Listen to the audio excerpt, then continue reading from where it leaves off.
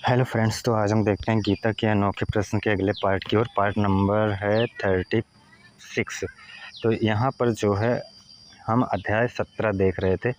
अध्याय 17 में हमने देखा है कि जो कुछ भी यहाँ बताया जा रहा है वो तुमको कुछ प्रवृत्तियाँ बताई जा रही है तुम्हारे गुण के हिसाब से। हर तरह का तप बताया जा रहा है। ये सब, इन सब का मतलब क्या है? इन सब का मतलब एक ही है कि तुम्हें सत्य की ओर ले जाने के लिए एक डायरेक्शन दिया जा रहा है कि तुम खुद को देखो कि तुम इस गुण में हो तो तुम इस लेवल पे हो, तुम इस गुण से प्रभावित हो तो तुम इस लेवल में हो।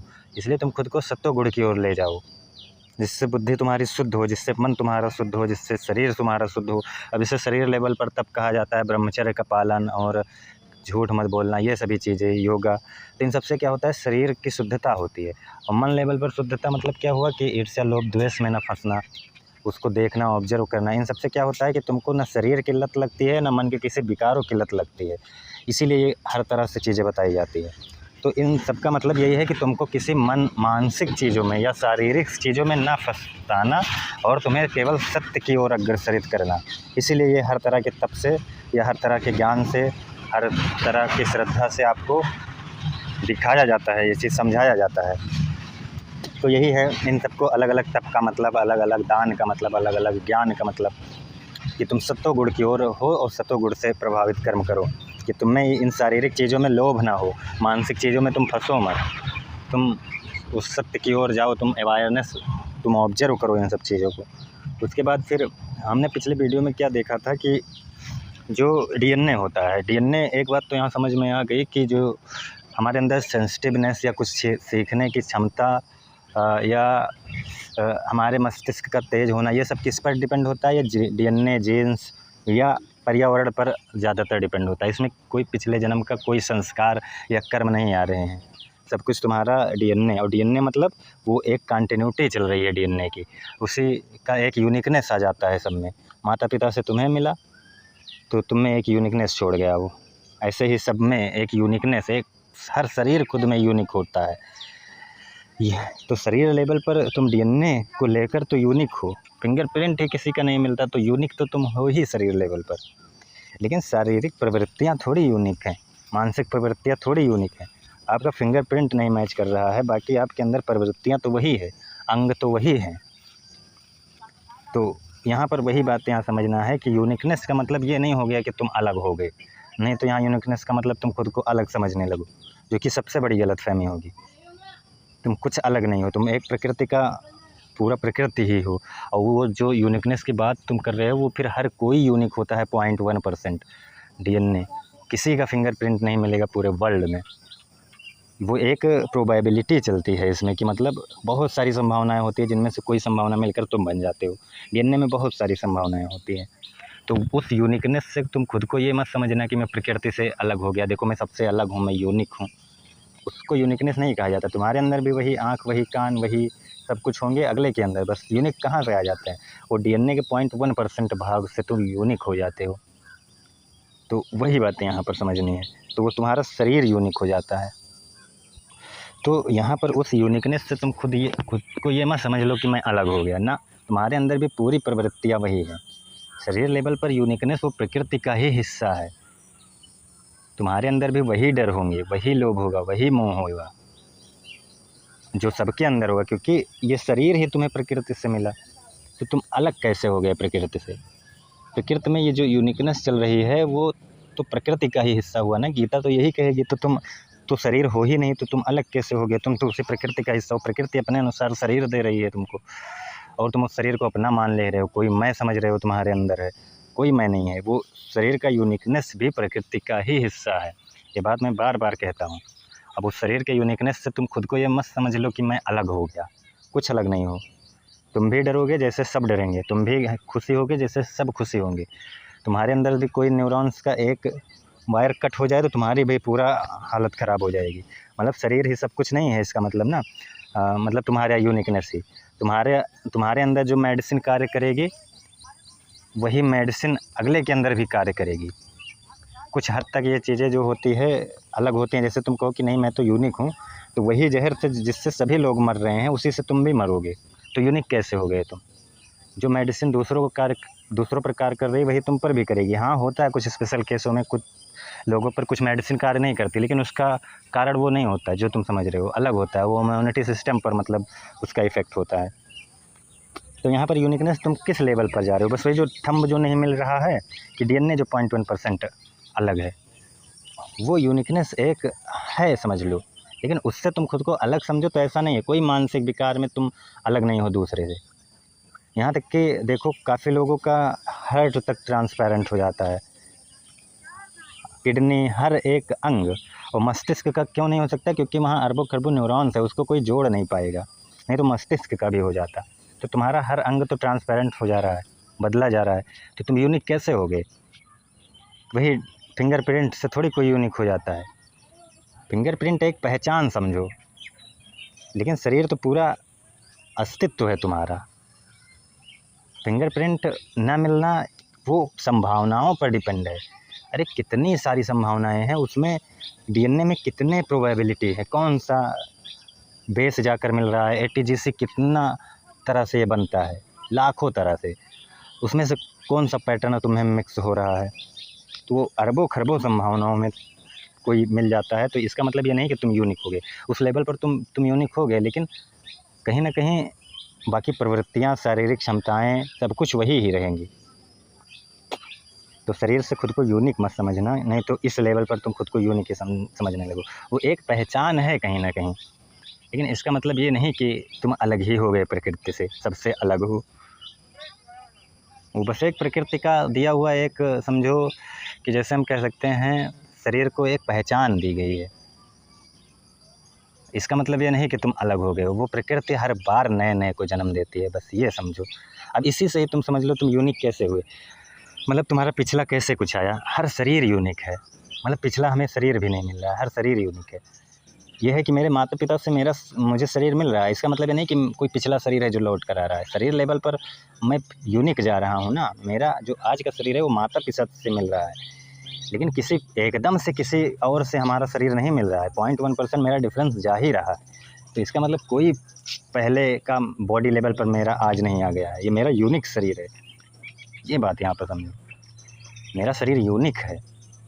कोई ये नहीं था कि पहले का था वो अब आया वही शरीर एकदम लेकर पैदा हो गया ना, ये सब बिल्कुल बकवास की बातें होंगी। तो शरीर लेवल पर तो तुम यूनिक हो ही, लेकिन उस यूनिकनेस को अलग मत समझने लगना प्रकृति से, यही सबसे बड़ी दिक्कत करती है। क्योंकि प्रकृति जब चाहेगी तब तुम्हें दबा के रख देगी, क्योंकि तुम्हारा शरीर प्रकृति ही है, तुम्हारा पंच तत्वों से बना शरीर। ये यूनिकनेस उस प्रकृति की कंटिन्यूटी का हिस्सा है। मैं बार बार बताता हूँ, इस चीज़ का ईगो लेकर मत बैठना कि मेरा शरीर तो यूनिक ही है, वो यूनिकनेस तुम्हें प्रकृति ही दे रही है। तो इस बात को यहाँ पर समझना। आगे हम थोड़ा श्लोक देखते हैं अध्याय 17 का। तो कहते हैं जो सात्विक तप बताया था, अब यहाँ पर राजसी तप कहते हैं, जो तप सत्कार, मान, पूजा के लिए तथा अन्य किसी स्वार्थ के लिए भी स्वभाव से या पाखंड से किया जाता है, वह अनिश्चित एवं क्षणिक फल वाला तप राजस है। वही बात जो मतलब तुम कामना से करो, कुछ पाने की चाह से करो, विषय में आसक्ति रहे तुम्हारी, तो वो सब जो है राजस तप है। ये वही प्रवृत्तियाँ बताई जा रही हैं हर तरह से। उसके बाद तामस का कहते हैं जो तप मूढ़ता पूर्वक हठ से मन, वाणी और शरीर की पीड़ा के सहित अथवा दूसरे का अनिष्ट करने के लिए किया जाता है, वह तामस तप कहा गया है। वही बात जो तुम दूसरों को नुकसान पहुँचाओ बिना मतलब के, मन, वाणी से और शरीर से पीड़ा के सहित, जैसे बहुत लोग करते हैं, खुद के शरीर को तपाते हैं, व्रत करते हैं, ये सब बकवास की बातें हैं। ऐसा कुछ नहीं होता, ना कोई परमात्मा तुम्हारे व्रत से खुश हो रहा है, ना कुछ। परमात्मा कहीं है ही नहीं तो खुश कहाँ से होगा, वो पूरा अस्तित्व ही आत्मा है। ये सब मूढ़ता पूर्वक हट है तुम्हारा, व्रत फालतू के शरीर को तपाना, तो वो तामस तप है। वैसे ही दान का भी बताए हैं, ऐसे भाव से जो दान देना कर्तव्य है, ऐसे भाव से जो दान तथा काल, देश, काल और पात्र के प्राप्त होने पर उपकार न करने वाले के प्रति दिया जाता है, वह दान सात्विक है। मतलब जो दान देना अपना कर्तव्य समझता है वही सात्विक है दान। किंतु जो दान क्लेश पूर्वक प्रत्युपकार के लिए, मतलब खुद का उपकार करने के लिए, मतलब फलों की आसक्ति के लिए, फल को दृष्टि में रखकर फिर दिया जाता है, वह राजस। मतलब जो लोभ मोह में उलझाए रखे तुम्हें, वो राजस है। जो एकदम अंधकार में ढकेल दे वो तमस है, और जो थोड़ा सात्विक प्रवृत्ति का हो वो सात्विक है। बस जो दान बिना सत्कार के अथवा तिरस्कार, अयोग, देश, काल और कुपात्र के प्रति दिया जाता है, वह दान तामस कहा गया है।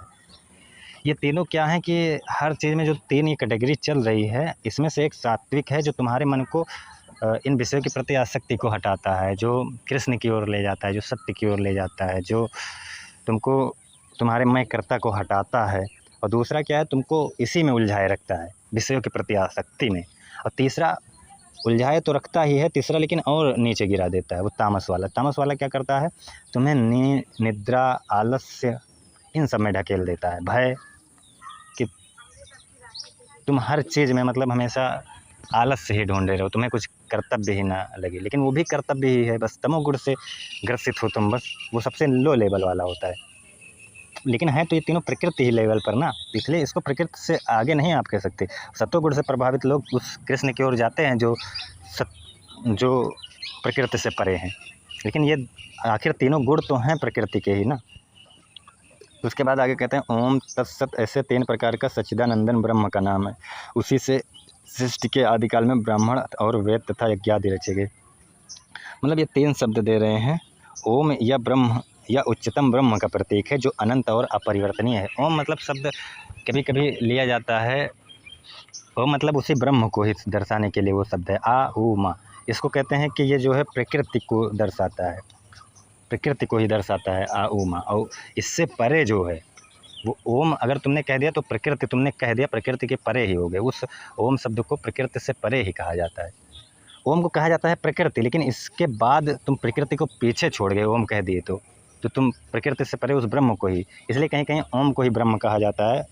ये प्रतीक है उस ब्रह्म का कह रहे हैं। और तत् क्या है, या ब्रह्म की अद्वितीयता और एकात्मकता को दर्शाता है, अर्थात यह संपूर्ण ब्रह्म के संदर्भ में होता है। और सत्य क्या है, या ब्रह्म की सत्यता और अस्तित्व का प्रमाण है, या ब्रह्म के स्थिर और शाश्वत स्वरूप को इंगित करता है। तो यहाँ पर कह रहे हैं ओम तत्सत, ऐसे 3 प्रकार का सच्चिदानंदन ब्रह्म का नाम है। ये उस ब्रह्म का नाम है ये तीनों, मतलब। और उसके बाद कहते हैं उसी से सृष्टि के आदिकाल में ब्राह्मण और वेद तथा यज्ञ आदि रचे गए। मतलब ब्राह्मण मतलब क्या हुआ, जो ब्रह्म के लिए जाए, जो सत्य के लिए जाए वो। और वेद मतलब ज्ञान, तथा यज्ञ, यज्ञ मतलब अपने मानसिक कुरीतियों को हटाना। ये सब जो है एक एक करके हमारे लिए समझ लियो बनाए गए कि पहले ज्ञान, यज्ञ, ब्रह्म, उसके बाद हम उस ब्रह्म तक पहुँचेंगे ब्राह्मण के बाद। ऐसे ऐसे मतलब एक दूसरे से लिंक है। इसलिए वेद मंत्रों का उच्चारण करने वाले श्रेष्ठ पुरुषों की शास्त्र विधि से नियत यज्ञ, दान और तपरूप क्रियाएं सदा ओम, इस परमात्मा के नाम को उच्चारण करके ही आरंभ होती हैं। ओम मतलब ओम से उच्चारण होने का क्या मतलब हुआ। ओम किसका प्रतीक है, ओम प्रकृति के गुणों को देखने का प्रतीक है। तुम ओम कह दिए तो मतलब प्रकृति को ऑब्जर्व करो। ओम में प्रकृति, पूरी प्रकृति समाई हुई है, और वो ब्रह्म जो है इस ओम शब्द से परे है। ओम ऐसा शब्द है जिसका कोई मतलब वही नहीं है, आप किसी भी उसमें उसका अर्थ ही आप नहीं निकाल सकते। ओम का कोई अर्थ ही नहीं है, इसलिए तो उसको ब्रह्म के लिए यूज किया जाता है। तत् अर्थात तत् नाम से कहे जाने वाले परमात्मा का ही यह सब है। इस भाव से फल को न चाहकर नाना प्रकार के यज्ञ, तप रूप क्रियाएं तथा दान रूप क्रियाएं कल्याण की इच्छा वाले पुरुष द्वारा की जाती है। उसके बाद सत्य इस प्रकार का परमात्मा का नाम है। सत्य भाव में और श्रेष्ठ भाव में प्रयोग किया जाता है, तथा है पार्थ, उत्तम कर्म में भी सत्य शब्द का प्रयोग किया जाता है। उसके बाद तथा यज्ञ, तप और दान में जो स्थिति है वह भी सत्य इस प्रकार कही जाती है, और उस परमात्मा के लिए किया हुआ कर्म निश्चय पूर्वक सत्य ऐसे कहा जाता है, जो सिर्फ कृष्ण के लिए किया जाए। उसके बाद हे अर्जुन, बिना श्रद्धा के किया हुआ हवन, दिया हुआ दान, कर्म, तप और जो कुछ भी किया हुआ शुभ कर्म है वह समस्त असत इस प्रकार का कहा जाता है। इसलिए वह ना तो इस लोक में लाभदायक है और न मरने के बाद ही। मतलब जो बिना श्रद्धा के किया जाए वो दान, तप, ये सभी जो है बेकार हैं, उनका कोई मतलब नहीं है। यहाँ पर जो इतनी चीज़ें बताई गई, ओम तत्सत, ओम तत्सत आप देखते होंगे हर जगह यूज होता है लगभग। ओम तो हर मंत्रों में यूज होता है। तो ओम का यूज का क्या मतलब हुआ, ओम अगर कहीं पर यूज हो गया तो इसका मतलब वहाँ कोई जादुई चीज़ नहीं है। ओम कोई जादुई चीज़ नहीं है। ओम सिर्फ तुमको प्रकृति को समझाने के लिए, ओम जो है प्रकृति को समझाता है। आ ऊ मा, इसका मतलब ये प्रकृति को ही समझा रहा है। और चौथा जो हो गया वो प्रकृति से परे हो जाता है। कहा जाता है कि आ ऊ मा जो है ये 3 अवस्थाएं हैं चेतना की तुम्हारी, जो प्रकृति लेवल पर है। स्वप्न अवस्था, और एक जागृत अवस्था, और एक सुषुप्ति अवस्था। तो ये तीनों ओम में समा जाती हैं, और इसके ऊपर अगला फिर अवस्था के लिए कोई नाम नहीं दिया जाता। इसलिए ओम के परे वो परमात्मा फिर ये हो जाता है, इसलिए वहाँ कोई नाम नहीं है। ओम शब्द मतलब इन तीनों अवस्थाओं के पार को दर्शा रहा है, अगर ओम कहीं यूज हो रहा है तो। ये चीज़ें यहाँ समझना। और तत्व मतलब क्या हुआ कि सत मतलब उसी परमात्मा की सत्य भाव श्रेष्ठ भाव में प्रयोग किया जाता है कि वो सत्य है, श्रेष्ठ है, उससे बढ़कर कोई है ही नहीं। और मतलब ये तीनों शब्द उसी परमात्मा की ओर इंगित कर रहे हैं बस। और तत् का मतलब फल को ना चाहकर नाना प्रकार के यज्ञ तप रूप क्रियाएं और दान रूप क्रियाएं कल्याण की इच्छा वाले पुरुषों द्वारा की जाती हैं। फल को ना चाहकर, तत्व मतलब यही हुआ। मतलब ये तीनों शब्द एक हिसाब से तुम्हें मैं करता की भावना को हटाकर प्रकृति से परे उस ब्रह्म को देखो, उधर की ओर ले जाने के लिए ये ओम तत्सत 3 शब्द हैं। बस ये चीज़ें यहाँ समझनी। यहाँ पे ओम तत्सत को क्लियरिटी समझ लेना है पहले। देखो जो यहाँ पर ओम हमने समझा, ओम क्या है कि 3 अवस्थाएं हैं हमारी चेतना की। चौथी अवस्था फिर नहीं कहा जाता है इसलिए कहीं लेकिन उसको नाम तुरीय अवस्था दे दिया जाता है भले। तो ओम इस लेवल पर, प्रकृति लेवल पर ही होकर बात करता है, वो प्रकृति से परे। ओम आपने कह दिया तो प्रकृति से परे हो गए, लेकिन इसको कुछ लोग गुण के हिसाब से भी देखते हैं। जो प्रकृति में 3 गुण है, सत्वगुण, रजोगुण, तमोगुण, तो ओमा को इस तरह देखते हैं। और चौथा जो होता है फिर कृष्ण ही हो जाता है। तो ओम मतलब ये क्या है कि प्रकृति को इंगित करता है, लेकिन ओम आपने कहा तो आप प्रकृति से परे उस कृष्ण की ओर चले गए, इसलिए हर जगह ओम शब्द का यूज किया जाता है। और तत् क्या है? तत् मतलब उसका है, सब कुछ उसी परमात्मा का है। ये जो ओम तत्सत 3 नाम दिए गए हैं, परमात्मा की ओर इंगित करने के लिए तुम्हें दिए गए हैं, तुम्हारा अहंकार खत्म हो। तो तत् मतलब क्या है कि उसका, तत् मतलब उसका होता है, सब कुछ उसी का है। और सत मतलब क्या हुआ? जो एकमात्र शाश्वत सत्य है, जो ये विराट अस्तित्व है पूरा, वही आत्मा, वही ब्रह्म, वही कृष्ण, वही सत्य है। तो ओम तत्सत का मतलब क्या हुआ कि जो प्रकृति से परे है, जो और सब कुछ उसी का है। तत् मतलब उसका, मतलब तुम्हारा अहंकार खत्म हो, उसी का ही सब कुछ है, तुम में कुछ पर्सनल नहीं है, सब कुछ उसी का है। और सत मतलब वही एकमात्र सत्य है। तो इसका अगर हम सार देखें तो क्या होगा? या जो कुछ भी फैला हुआ ब्रह्मांड है, ओम तत्सत का मतलब समझो, वह सब उसी परमेश्वर का है और वही एकमात्र शाश्वत सत्य है। तुम अपना अहंकार हटाओ, सब कुछ उसी परमेश्वर का है। तो ओम तत्सत का यही रियल मतलब होता है। ओम का कोई जादुई शब्द मत समझना कि ओम कोई जादुई शब्द है, वो तुम्हें प्रकृति से परे उस कृष्ण की ओर इंगित करने के लिए दिया गया एक शब्द है। तो कोई यहाँ पर फालतू की बकवास में नहीं फंसना है। तो ओम तत्सत यही होता है, परमात्मा को दर्शाने के लिए कि परमात्मा के ये 3 गुण हैं। परमात्मा, सब कुछ परमात्मा का ही है, परमात्मा एकमात्र शाश्वत है, वो प्रकृति से परे है, प्रकृति में जो कुछ भी है उससे परे है, चेतना की अवस्थाओं से परे है। ओम वही है, क्योंकि ओम कह दिए तो तुम वही हो गए, क्योंकि ओम इस प्रकृति से परे ही बात करता है। ओम इस प्रकृति को समझने के बाद ही आता है। उमा, ये 3 शब्द प्रकृति के 3 गुण या चेतना की 3 अवस्थाएं या प्रकृति को पूर्णता समझा देते हैं। फिर आप कृष्णमयी हो गए ओम कहने के बाद, ये प्रकृति को ही समझा दी गई। तो बस आज के लिए इतना ही। अध्याय 17 समाप्त हुआ। धन्यवाद।